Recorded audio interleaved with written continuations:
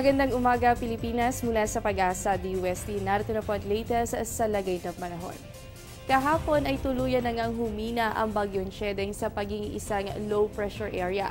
Kasalukuyan namang nasa karagatan ang naturang LPA. At ayon sa Pag-asa, bago po magtanghali ngayong araw ay inaasahan na yan po ay nasa labas na ng ating Philippine Area of Responsibility. Pero sa ngayon, ito nga low pressure area, magdadala pa po ito ng mga pag-ulan, partikular dito sa Cagayan Valley. Kasama rin po dyan ang Cordillera at Ilocos. So asahan po natin dyan ang mga mahihina hanggang sa katamtamang pag-ulan.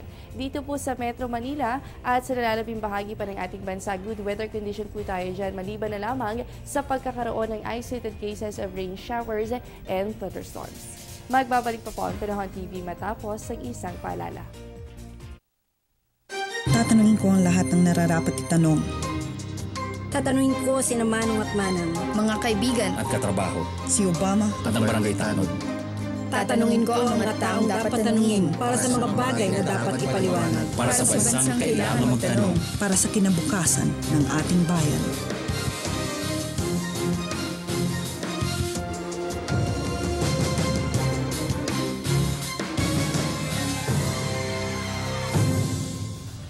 Alamin naman natin kung ano nga ba magiging lagay ng panahon sa mga susunod na araw. Narito po ang 3-day weather forecast ng Pag-asa.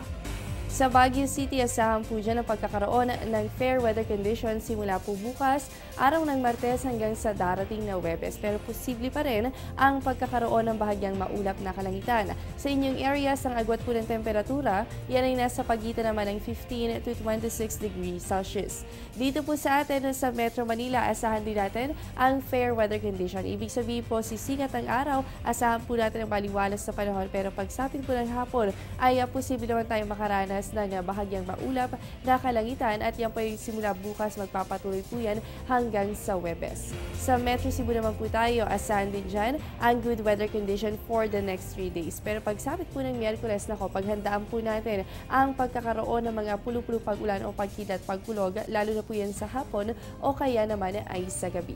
Para naman po sa Metro Davao, good weather condition din po tayo sa susunod na 3 araw. Ibig sabihin, asahan po natin ang pagkakaroon ng bahagya hanggang sa maulap na kalangitan at yan po ay meron kasamang pulo-pulong pag-ulan o pagkita at pagkulog.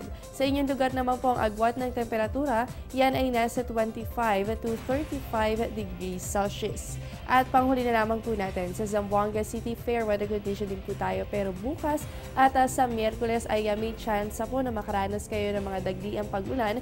Pero pagsapit naman po ng Huwebes ay asahan po natin ang good weather condition. Liban na lamang sa pagkakaroon ng partly cloudy skies o yung bahagyang maulap na kalangitan.